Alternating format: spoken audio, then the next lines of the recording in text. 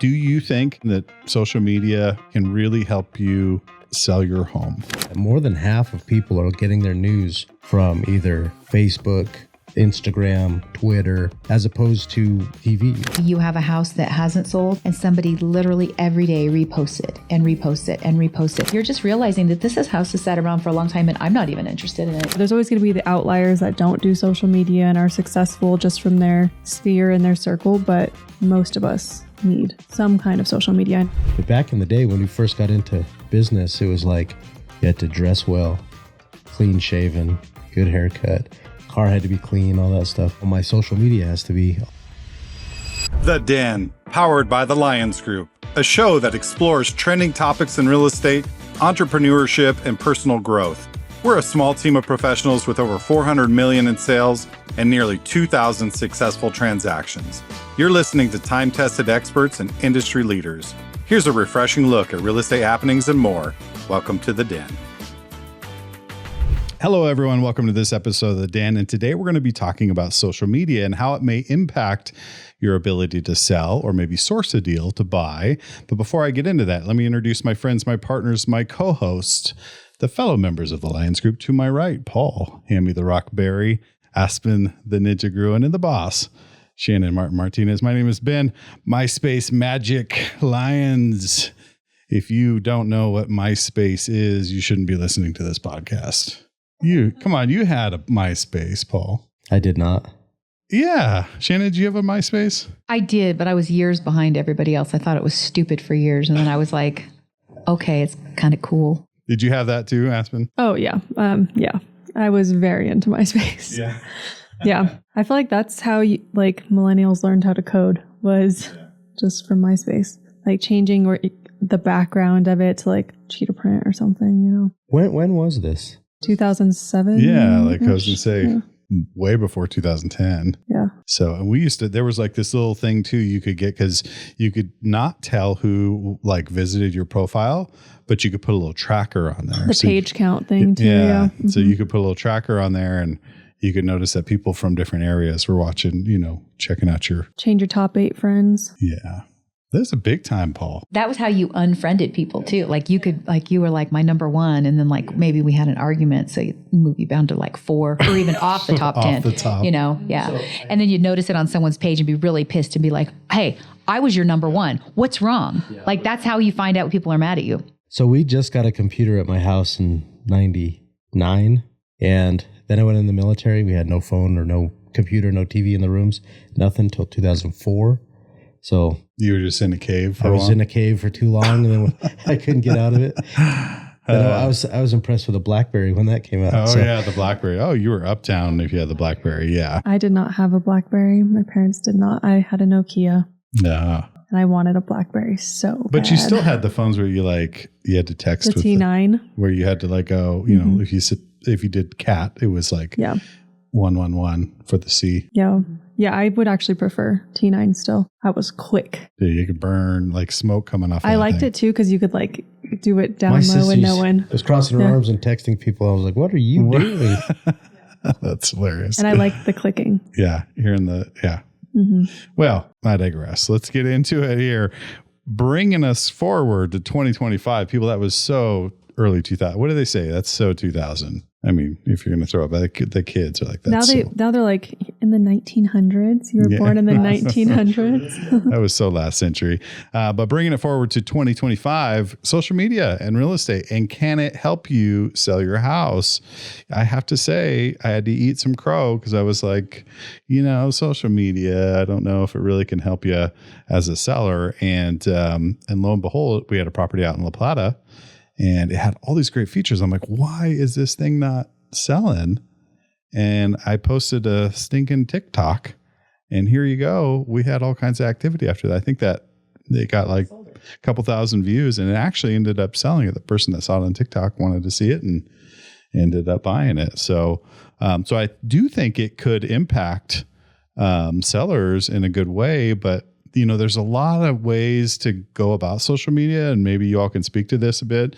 Sometimes it's a little over the top. We see a lot of realtors just constantly posting and I couldn't say we're not guilty of that. Sometimes we do. We try to be very cognizant of how we post and whatnot. So it's just not, we never want to cross over to that spammy type of thing. But do you think, Aspen, that social media can really help you sell your home? Yeah, I do. And I was the one kind of where I came in the group really pushing to get social media because especially I haven't been doing sales in real estate as long as you guys have. So for me, it's all about just like being front of mind for people. And some people my age are still buying their first house. So just letting them, and they might not know the process and they don't know how to call a realtor. It's very foreign. So I think for me and my age especially, it's kind of mandatory. You pretty much have to have, there's always going to be the outliers that don't do social media and are successful just from their sphere and their circle. But most of us need some kind of social media. Now, I don't do Twitter. I just don't have anything that witty and quick to say, and I don't enjoy being on Twitter,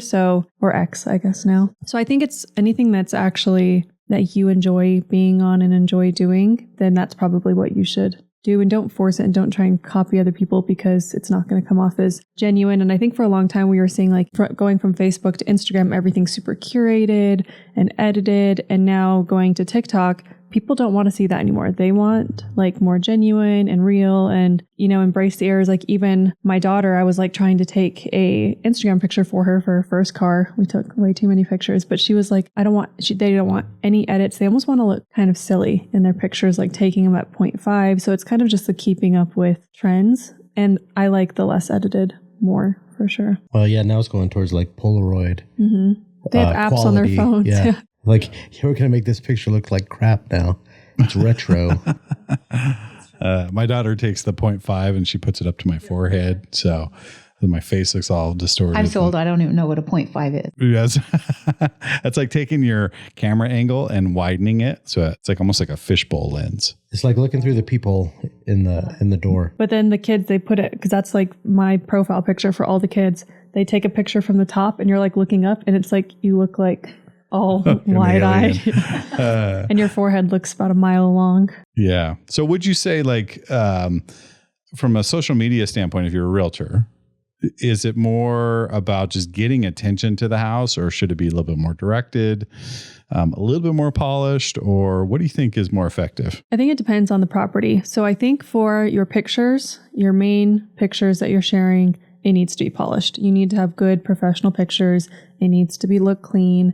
You can't just go in there with a cell phone and take a picture. I mean, again, you can for some things and it will probably sell no matter what. But I think, this is we're professionals and we need to lead with that.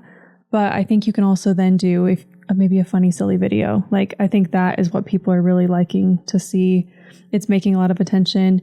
And like the video that you did that sold that house was just you on your cell phone going around and putting it together. I think that is appropriate. So I think it depends on the place, depends what medium you're sharing it on. If I'm selling a luxury ranch in Colorado, I'm probably going to market it a little bit different than if I'm selling an investment property. So I think it depends on what you're selling, and that's how you need to do your marketing. Interesting. So Shannon, maybe you can jump in on this because you and I are the fuddy-duddies of the group. Yeah.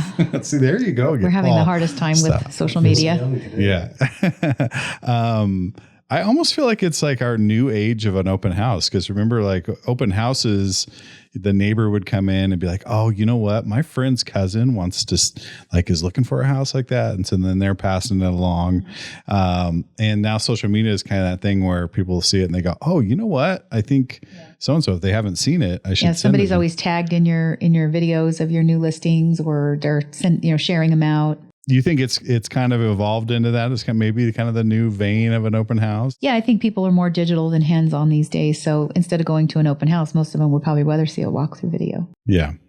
Well, what about just a few flashes of images or just anything to get attention? Do you think it's just better to have attention on the home or just I don't think that can be. The only time I really see it negative is when maybe you have a house that hasn't sold and somebody literally every day reposts it and reposts it and reposts it. Now you're just reminding people. It's kind of stigmatizing it. Yeah. And now people, you're just realizing that this house has sat around for a long time and I'm not even interested in it, even if it may, look a little bit interesting to you. I think another price reduction. Exactly. Yeah. So I think you really overdo that. I think when you, put it and then the next day you're like, oh, under contract. And the next day you're like, oh, we're back on the market. Oh, we're back under contract. We're back on the market. People are going, what's wrong with that house? There's a point where stop doing that and just lay off and let it simmer a little bit. Maybe bring it back in a couple of weeks if it hasn't sold again. I think I agree. That's my opinion because I see that and I don't want to say get annoyed with it. Oh, but I get annoyed. That's all I see. And I'm guessing the general public is just as in tune to that. I just get annoyed because I'm like, I want to see your kid pictures and your food pictures. And occasionally I love seeing like people's work if they win an award or something like that. But really,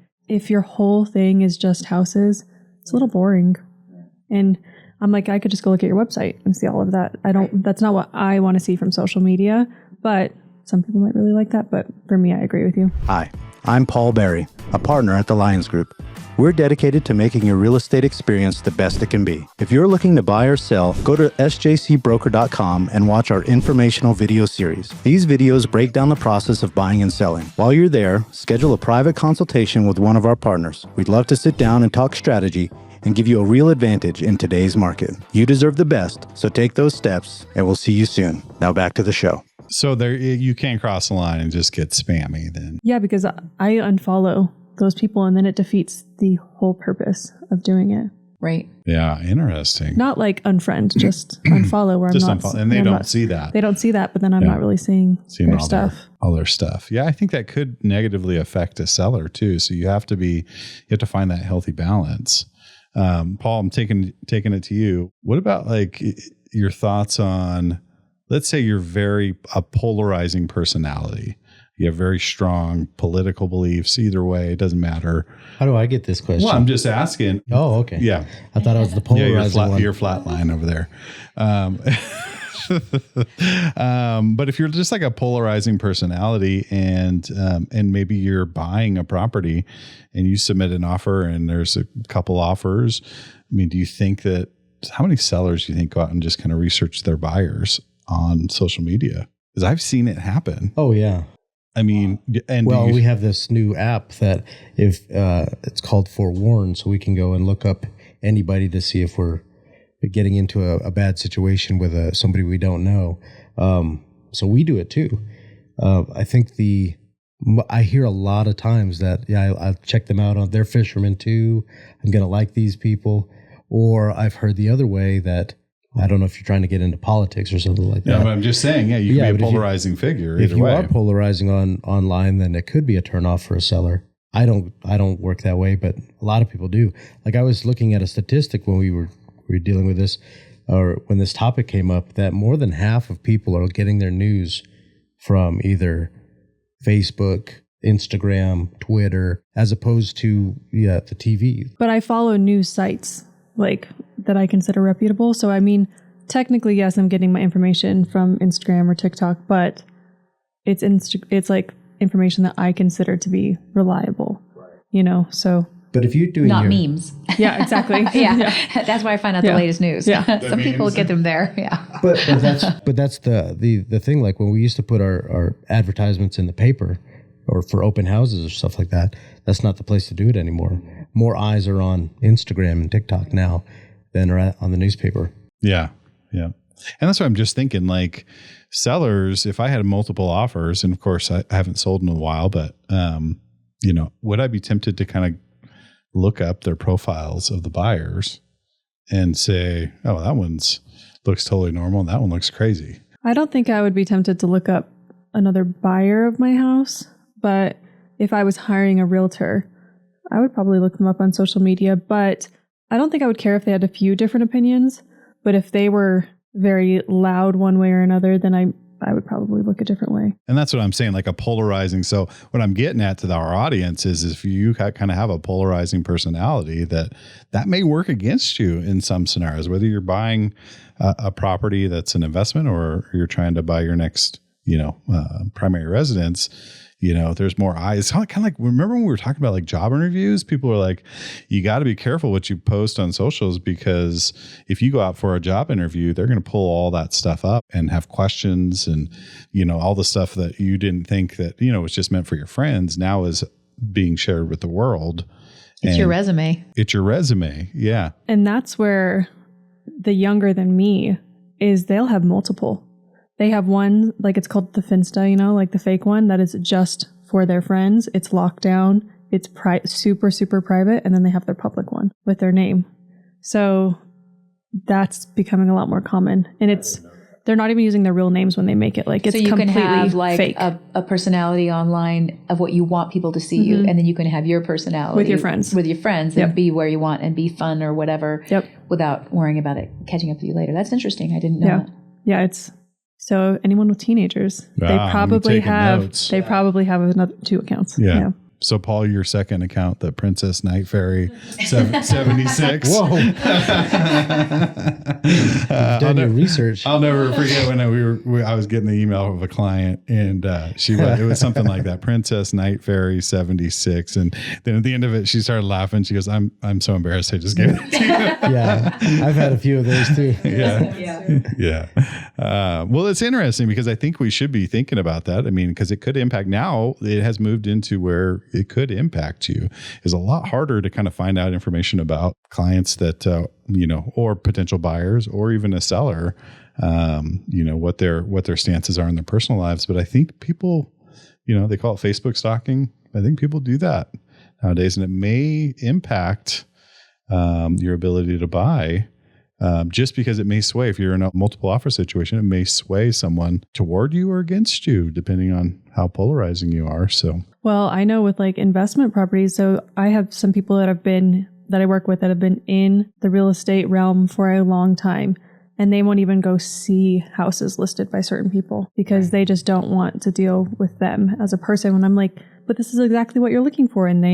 So I think whenever you've been in it for a long time, and people actually know, then it can really affect you one way or another. What are the differences in the platforms like Facebook, Instagram, TikTok? Like what, different demographics? I think we're more Facebook geared because that's kind of our original platform. Instagram was mainly mine, but I love TikTok too. Facebook is where I put anything.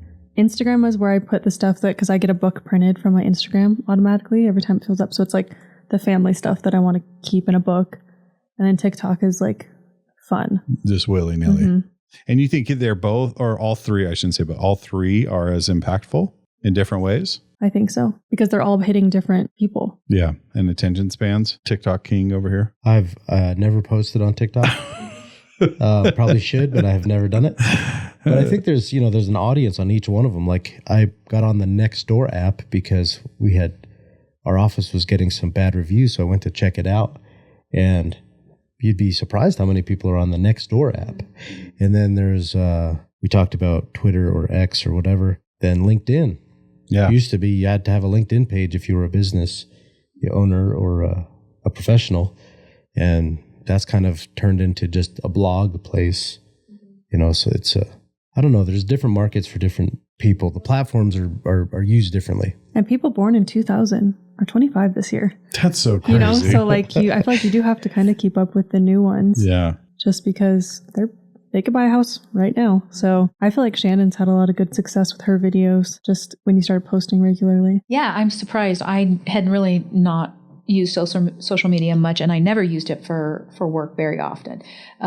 But over the last year and a half, I've really tried harder to, showcase properties or just good buyer seller information, anything that I think might be valuable. And it's gotten really good responses. And I am learning that you don't have to be perfect. Your dialogue when you're talking about a house doesn't have to be perfect. It's not a commercial, you can just be kind of authentic and run down a few things and show off the property. You don't even have to show off everything.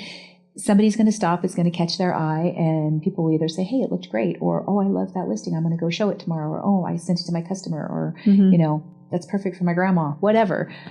It does get attention. Every time I see that, or you got to say it for us, the hi friends, the start of that. Every time I'm scrolling, I see hi friends or hear it. I'm like, oh, that's a Shannon one. I love it. Well, it's kind of embarrassing. It's hard to know what to say and how to talk to people. But I do know my audience, and these are my friends. This is my Facebook that I'm putting it on. I do put it on TikTok as well, but these are just my friends, and I don't want to be salesy to them. I mean, that's who they are, and that's who I'm reaching out to. So, I know. Don't hi, make guys. fun of me, Paul Barry. You won't even do one. You won't even do one, you big sissy. Fun of mine. I've tried to get you to do them with me, and you won't. Yeah, we need to do a dance, Paul. We like the shake and the. Oh, that one that I just sent, Paul. Well, we'll show you after, Ben. I got a good one for you too. Oh, good. Okay, I'm in, man. Yeah. Man, I have no, I have no qualms about looking squirrely. So Not this one though. oh my gosh, it's gonna be good. Well, Shannon, you've done an incredible job with those videos, and it's not easy. I mean, it's not to stand there. But what I like about it is, like, people don't like to always read. Like, you see something, you're reading through all the details. This big 4-paragraph thing of, all the amenities is just run on sentences. It's nice to be able to say, hey, and this one has a shop. And oh, by the way, this one has well irrigation and all the sprinklers are hooked up to the well. Why is that important? Because you don't have to pump from a ditch, and the ditch only runs 6 months out of the year. You can explain some stuff where otherwise, buyers wouldn't know the specifics about the property. So you can really kind of highlight some stuff. So it's been pretty good. I'm leaning into it, us more mature realtors. We're trying to keep up with the youngins. But wait a second. I think I might be the most consistent poster. 0. No. That's right. I don't do anything ever. Every week on Facebook and Instagram, I put our newsletter out. You do. You are pretty consistent with that. Very consistent with that. Yeah, very consistent. Every week. Yeah, say it. Very, very consistent. Very, very consistent. And consistent with everything else that is flatlined. Social media it's the first thing that takes a backseat for me whenever I'm busy. And it's like, it really shouldn't. That should be the thing I kind of keep consistent, but it does take time to get everything up. Now, do you just edit it right on the app, whatever you're going to do, and say, and just throw it out there? Normally, sometimes it's hard, especially coming from like a photography and like graphic design background, because I do want to make it perfect. And that's why I really like TikTok, because it's made me be like, just do one take and be done with it, versus I used to like redo it and redo it and redo it. And then I want to edit it all like super professionally and nice. And it's actually nice to just kind of let that go and just edit it quick. I do everything on my phone. I do have a bunch of different apps though for editing, just because sometimes I'll want things brighter, whatever. But so if you're working with a realtor, then is it important to ask them about their social media presence? If it's a buyer or seller, because I guess if you're a buyer, your realtor can help source deals through social media as well. If it's a seller, you'd want some presence. I would imagine online. For the younger people, they're probably very interested in that. Especially for sellers. Yeah. Yeah. I think they're probably really interested in that. Yeah. But there, again, the fine line, the tipping point of being spammy. Like, do you think that impacts the seller's ability to sell? I think results speak. If you can, even if you're the most spammiest person ever, if you can get the thing sold, that's the proof. My dad was telling me he unfollowed someone on Facebook. He's like, I'm just seeing their stuff on every single page all the time. And so he's like, that's not what I want to see. So he unfollowed them from it. I think it's a slippery slope. I do. I mean, I think you can put out good quality stuff and not be spammy. I mean, I get the results component. But then again, it's like under contract, new listing, under contract, back for sale, fell through, and here's in your face, in your face, in your face, in your face. And then under contract, fell through, I mean, so at some point that harms your seller. That's just my opinion. But if you getting it out there is the important part of trying to help your seller sell the property, then yeah. You could be tip more a little bit towards spamminess. Yeah, I was just thinking about, and this could probably be another whole podcast, but back in the day when we first got into business, it was like you had to dress well, clean shaven, good haircut, car had to be clean, all that stuff. Now, and if you had a tattoo, you'll never get a job. You had facial hair, you'll never get a job. Now we're talking, I have a beard, tattoos, dress however I want to dress. but now my social media has to be on point. It's crazy how that keeps on moving to the evolution. The evolution of what used to be acceptable to now what's acceptable. And the funny thing is there are still people that are buying and selling houses that have those standards that won't hire someone because they have a tattoo or facial issue. And they don't care about social media. They're not on it and they don't care. They want you to come do your job. That's what sometimes makes it hard in our job is you really do have to appeal to every demographic. You really have to have a little something to where you can satisfy anybody's priorities, whatever they are. I obviously have a lot of tattoos and I have them on my hands. I mean, I can't really hide it. And I will say I've never lost business from it, but people do. I tend to dress really professionally if I'm going to meet somebody for the first time and maybe they're a little bit older and they have that like mindset. I always dress in heels, in slacks, a blouse. Like I do think it makes a difference for some people, but the tattoos, I was nervous about it at first, but I think it's like shifting a little bit. And obviously maybe if you have like inappropriate. Right. I think most people accept them at this point. Yep. Yeah. Probably different demographics. Yeah. Yeah. So you don't want to like screw the world on your forehead. Yeah. Maybe don't do that. Yeah. Maybe keep them off your face and your neck. Oh my gosh. Well, fascinating discussion. We're starting to wind down. We have just a couple of minutes left. I'm just going to go to the speed round. Shannon, I'm going to kick off with you. What's the most impactful form of social media advertising? On what platform would you say if you had to pick any one of the platforms? Today, I would say it's probably TikTok. I think that's where almost every person is looking. TikTok. That's surprising to me from you. It's not my favorite. I hardly know how to use TikTok, but I think when you hear people, that's what most people are using these days. Understood. Interesting. Aspen? YouTube. Yep. It's the second largest search engine. They're doing the YouTube Shorts, which is kind of like TikTok. It's not as engaging as TikTok, but I think they'll get it and it will be. And because it's such a huge platform and so well established, I think YouTube's not going anywhere. And it's been around since the beginning. And it's owned by Google and Yep. So, Paul. What? Question is, what do you think is the most impactful social media platform to be using? I don't know. I like face-to-face. Yeah. But you got to pick one. I'm on YouTube more than anything, so probably YouTube. Yeah. The shorts are really starting to pick up. They're just not as like the For You page on TikTok is so accurate that it's like I could stay there for hours versus YouTube. I can't watch the shorts. They're just like not. They're so. What's that when they're just trying to like clickbaity? Like they're just trying to like get you for something versus like authentic. If you're on it enough, the algorithms I think work better. Because for me, it's like Larry Bird shorts, Michael Jordan shorts. You know what? My kids are always on my YouTube because they don't have their own, so they're probably ruining my algorithm. Yeah. My YouTube feed is JoJo Siwa and something Dallas Cowboy cheerleaders. I'm like, that's anyways. Thanks, girls. So Dallas Cowboy cheerleader, that's you, though. DCC, yeah. Have you watched that show? It's good. Yeah, it's pretty good. I've seen it. Yeah. And you know what? Moran's got me hooked on Mom Talk now, but that's a whole nother episode. We'll talk about that one. I think for me in particular, I think Facebook still is probably the leader just because I feel like all the generations still kind of float to Facebook. Even some of the younger kids that we've had with Connie Mack, those boys have moved on. They use a lot of TikTok and whatnot. They even still have or created Facebook pages just so they could have their base there. And but I do think it's evolving. I think YouTube probably is going to be coming up second, and TikTok, if you want instant, fast recognition of something, is pretty key, but we'll see how it all plays out. Awesome discussion. Thank you guys for leaning in on that. If you like our content, please like and subscribe to the YouTube channel. And if you want to schedule a consultation with anyone of us here at the Lyons Group, go to sjcbroker.com and you can contact us directly. And also we would love a review. If you like this podcast, you like this content, please fill out a 5-star review, and that will help with our search.